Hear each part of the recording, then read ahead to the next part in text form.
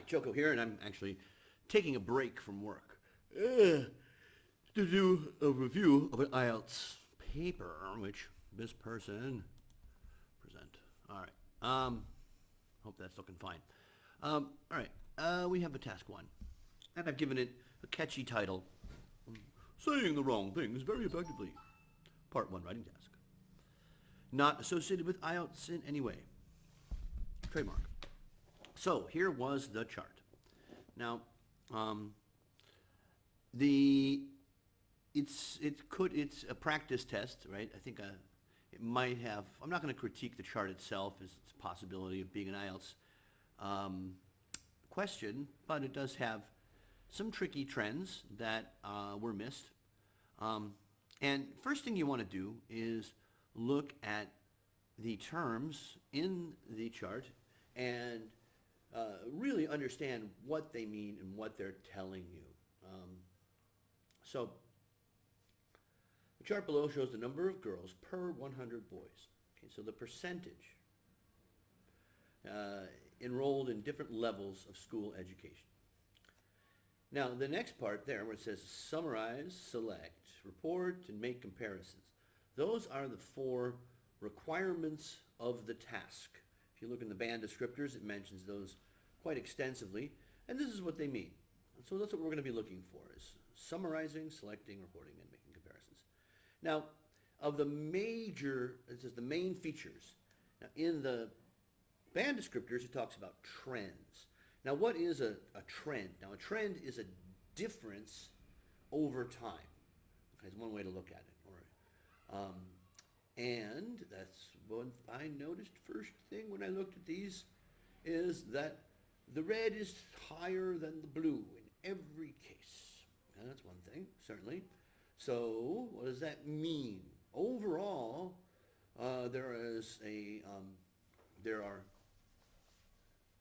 improving numbers. Improving, yeah. That the ratio of women to men at every level has increased over the time. What else do we notice? Well, you can look for trend lines. Okay, so now you've got to match up the two categories in trend lines. So here, the trend line for developing countries. Okay. Now, it's not over time. Okay, in this instance, okay, it is per level. So, but anyway, it is a noticeable trend in each case that whereas there are fewer women in tertiary education compared to men in developing countries compared to primary education. Whereas in developed countries, it's the opposite. There are, the higher the education gets, the higher the percentage of women there are. Okay, now you can't say that there's more, because I would bet that at 83 out of 100 girls in developing countries are in primary school. Not 83 out of 100, I should say. For every 100 boys, there's 83 girls. You add all those 83 girls up together, per 100 boys, and you've got a number that's a lot higher than the number of ladies in tertiary education. So even though that 105, it's 105 per 100, it's not total. So for me, those are my two major trends, or my two major observations, and that's what I'm going to base my overview on. You've got a difference in the trend. You can not only mark trends, but mark the differences between the trends. Let's see how our candidate did.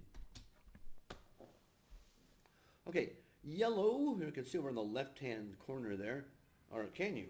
I mean, I got my software that I usually use for doing this is broken. It won't interact with this camera all of a sudden for some reason. So, yellow is lexical resources, vocabulary. Anyway, you can see over on the left my comments. The chart gives information about the number of girls per 100 boys enrolled in three different... Now, the reason why it's yellow is you're not showing any range of vocabulary because those words are the exact same words as they are in the question. Now, you can use the same words, just not in the same order. And those 3, 6, 9 words, 8 words and a number, appear in the exact same order here in the question as they do here. That's a big no-no. Don't do that. The data is taken from year 1990 and 1998, differentiating between developing and developed countries. I underline things when I think that they're good. Very common grammar mistake, articles. The data is taken from the years, plural, 1990 and 1998. Overall, yay, we've got an overview coming. The number of girls enrolled per 100 boys are higher.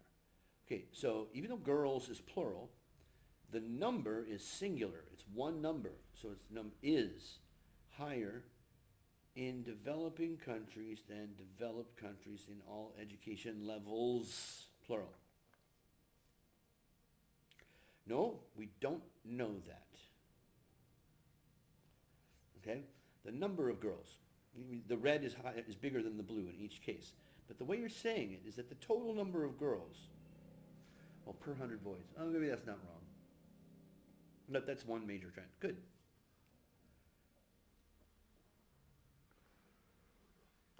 There is a correct way to use while at the beginning of a sentence, and it's not done here. While we can see, avoid we, say it can be seen, some nice passive voice there, or the number, there is a significant drop in the number of girls enrolled in developing countries as the education level goes up. Education level goes up. At higher education levels. Now, unfortunately, you have gotten the information in completely wrong. It's the opposite. Okay, we can see a significant drop in numbers of girls enrolled in developing countries. Oh, no, you're right. I'm sorry. All right.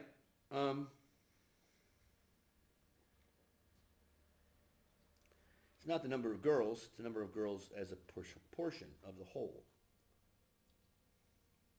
Got to keep the percentages in mind. It's not, the number of girls does not go down. Well, it certainly does because there's fewer tertiary education students. But you don't know that. That's not what it's saying. All right, is that a good overview? Yes, I think that's a fine overview.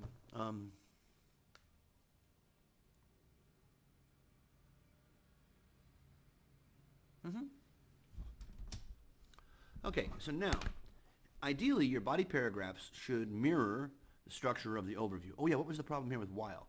While we can see a significant drop in the number of girls enrolled in developing countries as the education level goes up. You don't use while like that because while means that there's something going to follow it that is parallel.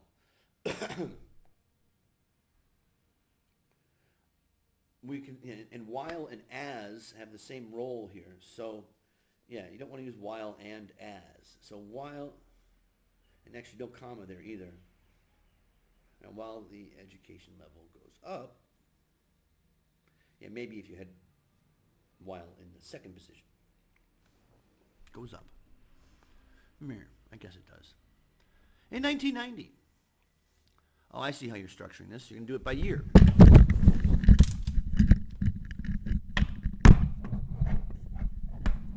And with the lack of the software, I can't edit things easily. That's not a good. So that'll be in there.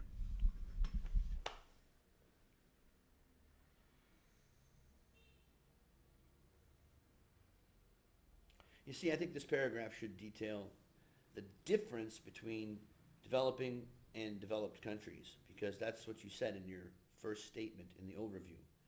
Your body paragraphs need to mirror your overview. From developing countries, plural, while it goes in descending order from 72, then 66 in secondary and tertiary education, respectively. No comma needed. Okay, I'm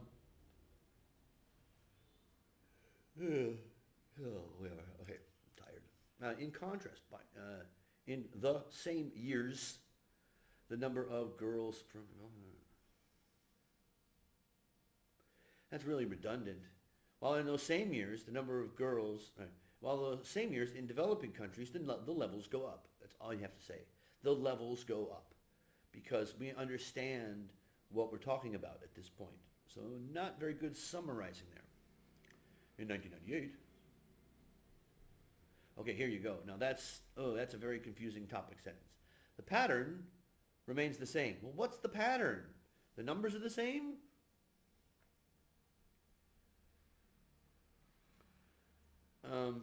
The numbers are, again, you see, this is not a task to describe numbers. It's a task to describe actual things in the world that are represented by numbers. So avoid talking about the numbers do this, the numbers do that. Might as well say that the red bar got bigger. That doesn't represent reality. I mean, it represents reality. Okay, not bad, but some flaws. Avoid repeating yourself. Careful with the word while. Look for some exercises or something with while and how to use it because you used it incorrectly twice. Okay. Good. I got an IELTS review in. Duh. Now stop it. How do I stop this crazy thing?